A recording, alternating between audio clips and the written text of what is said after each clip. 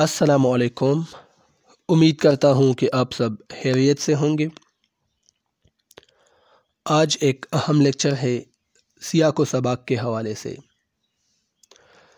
انشاءاللہ آج ہم ڈیٹیل کے ساتھ ہم اس کو پڑھیں گے اور اس کو سمجھنے کی کوشش کریں گے۔ اکثر ایک اقتباس دیا جاتا ہے، ایک پیراگراف دیا جاتا ہے کہ متن اور سیاق و سباق کا حوالہ دے کر اس پیراگراف کی، اس اقتباس کی وضاحت کریں۔ تو آج ہم اس کو سمجھیں گے کہ ہم اس کی وضاحت کیسے کریں گے۔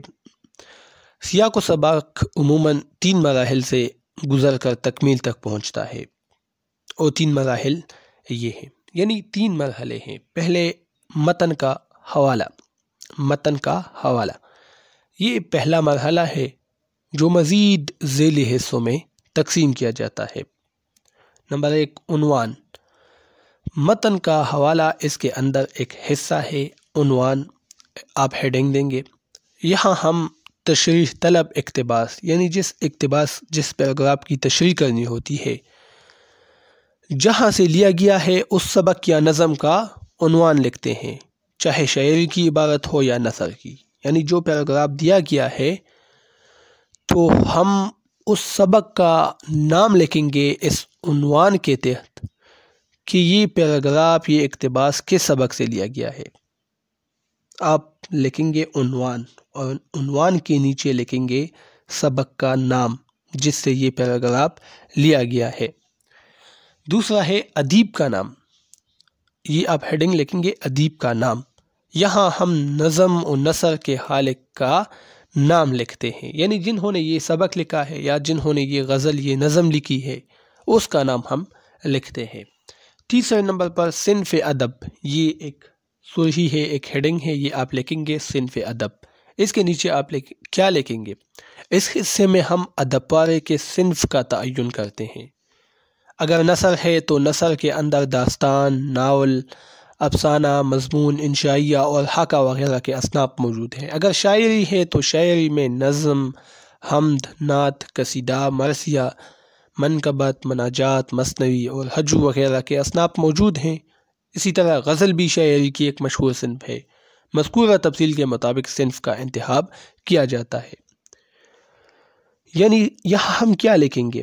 سبق کا نام بھی ہم نے لکھا، جنہوں نے سبق لکھا ہے اس ادیب کا نام بھی ہم نے لکھا۔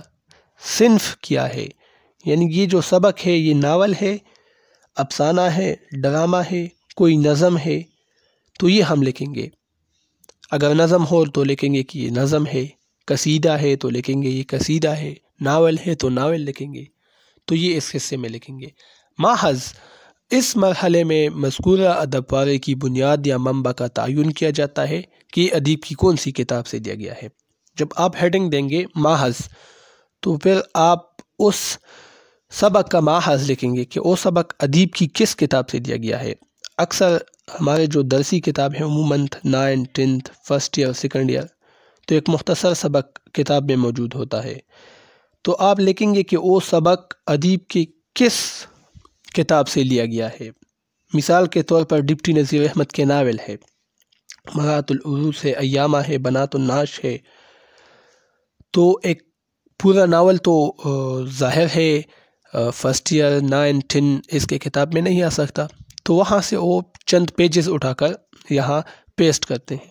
تو آپ لکھیں گے کہ یہ جو چند پیجز ہیں یہ کس ناول سے لیے گئے ہیں، تو وہ محض آپ لکھیں گے۔ مثال کے طور پر نصوح کا خواب یا مرات العروس سے کچھ لیا گیا ہے۔ مرات العروس ڈپٹی نذیر احمد کا ناول ہے، اس سے کچھ اقتباس لیا گیا ہے، کچھ سبق لیا گیا ہے، وہ آپ کے کتاب میں موجود ہے، تو آپ کہیں گے کہ یہ سبق یہ ڈپٹی نذیر احمد کے ناول مرات العروس سے لیا گیا ہے۔ یہی اس کا محض ہوگا۔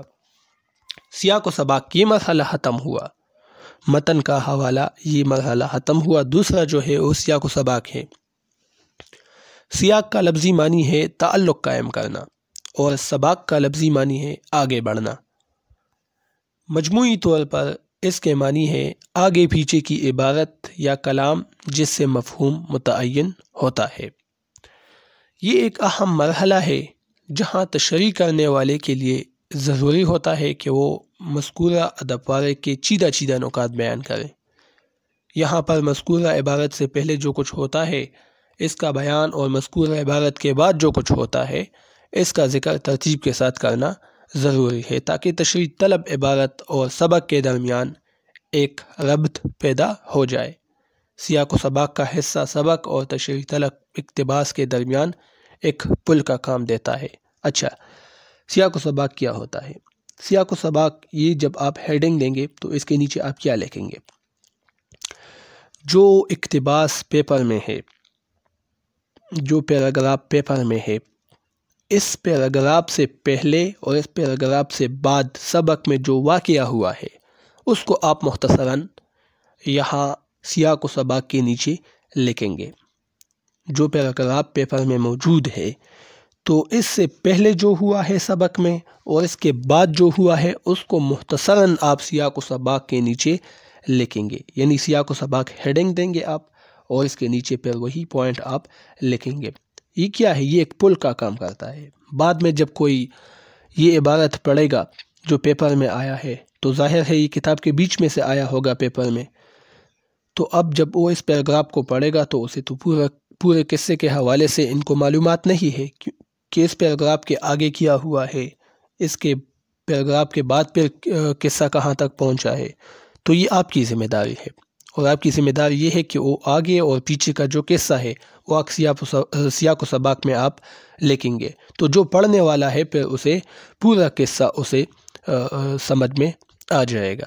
تو سیاق و سباق میں آپ جو پیراگراف پیپر میں ہے تو اس پیراگراف سے جو پہلے سبق ہے اور اس پیراگراف سے بعد جو سبق ہے جو کتاب میں ہے اس کو آپ مختصراً بیان کریں گے۔